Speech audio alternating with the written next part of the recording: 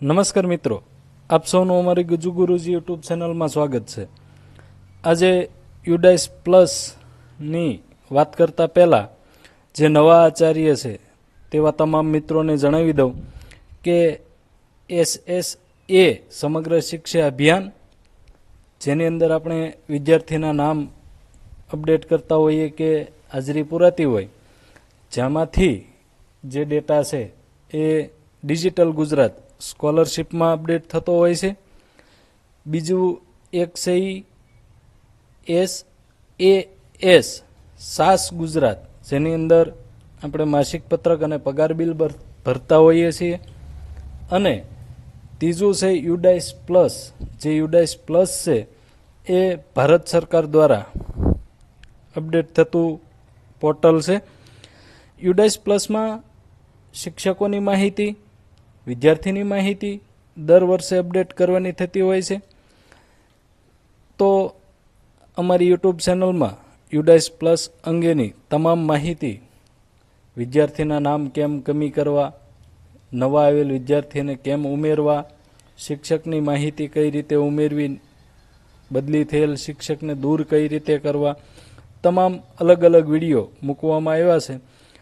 આજના આ વિડીયોમાં પહેલાં યુડાઇસ પ્લસમાં નવા આચાર્યએ કઈ રીતે કામ કરવું કે શું પ્રોસેસ કરવી, જેની માહિતી આપી દઉં।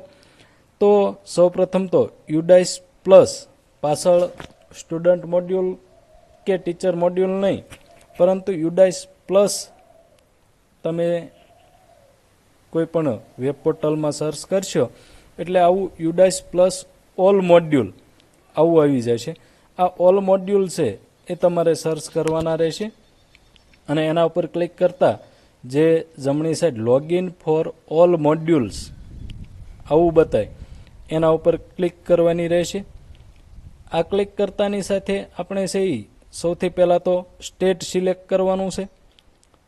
ગુજરાત સિલેક્ટ કરી અને ગો પર ક્લિક કરતાની સાથે આવા કેટલુંક ડેશબોર્ડ છે એ તમારી સામે આવશે, જે તમામ આપણે યુડાઇસ પ્લસમાં અપડેટ કરવાનું થાય છે। મિત્રો, પહેલું છે લોગિન ફોર સ્કૂલ ડિરેક્ટરી અને યુઝર મેનેજમેન્ટ, પછી છે profile and facilities, teacher module, student module અને રિપોર્ટ મોડ્યુલ। આ બધા જ મોડ્યુલ આપણે કમ્પ્લીટ કરવાના થાય છે, પરંતુ સૌપ્રથમ જે નવા આચાર્ય છે અથવા તો કોઈ પણ આચાર્યની બદલી થઈ અને નવા મિત્રોએ ચાર્જ લીધો છે, તેના માટેનો આજનો ખાસ મહત્ત્વનો વિડીયો છે। સૌપ્રથમ તમે છે એ login for school directory user મેનેજમેન્ટમાં જઈ અને લોગિન કરશો। મિત્રો, આ લોગિન માટે તમારું યુઝરનેમ ને પાસવર્ડ તો શાળાનો ડાયસ કોડ અને જે યુડાઇસ પ્લસનો પાસવર્ડ હોય એ છે જ। જો તમારા કોમ્પ્યુટરમાં ઓટો સેવ ના હોય તો તમે છે એ સૌપ્રથમ એક વખત જૂના આચાર્યને આ પાસવર્ડ પૂછી લેજો, અથવા એનો કોન્ટેક ન થાય તો તમારા તાલુકાના જે બ્લોક MIS છે એના થકી પણ આ કામ કરી શકશો। તો સૌપ્રથમ તમારો ડાયસ કોડ અને પાસવર્ડ નાખી અને કેપ્સા કોડ નાખતા તમારે છે એ આમાં લોગિન થવાનું છે સ્કૂલ મેનેજમેન્ટ અને ડિરેક્ટરીમાં। લોગિન થતાં તમારી શાળાની માહિતી આવી જશે।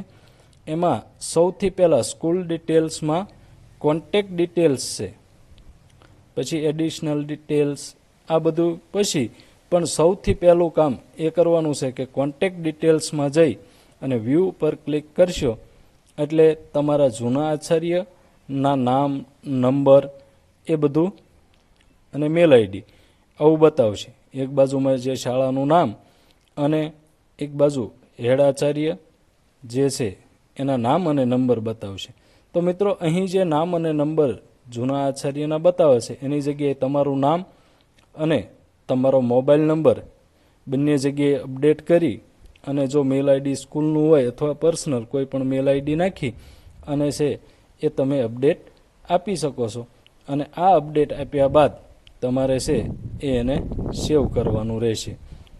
નીચેથી અપડેટ આપશો એટલે પછીથી તમારું નામ અને નંબર છે એ અહીં સેવ થઈ જશે અને ફરી વખત તમારે જ્યારે યુડાઇસ પ્લસ લોગિન કરવાનું થાય ત્યારે તમે પાસવર્ડ છે એ તમારે જૂનો ભૂલાઈ જાય તો ફોરગેટ પાસવર્ડ કરી અને તમારા મોબાઈલ નંબર કે મેલ આઈડીમાં મેસેજ દ્વારા છે એ નવો પાસવર્ડ રીસેટ કરી શકો છો.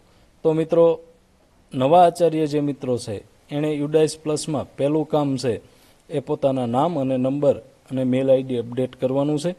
તો આટલું કામ કર્યા બાદ આપણે યુડાઇસ પ્લસમાં આગળનું કામ છે એ સરળતાથી કરી શકશું. આપ સૌનો ખૂબ ખૂબ આભાર.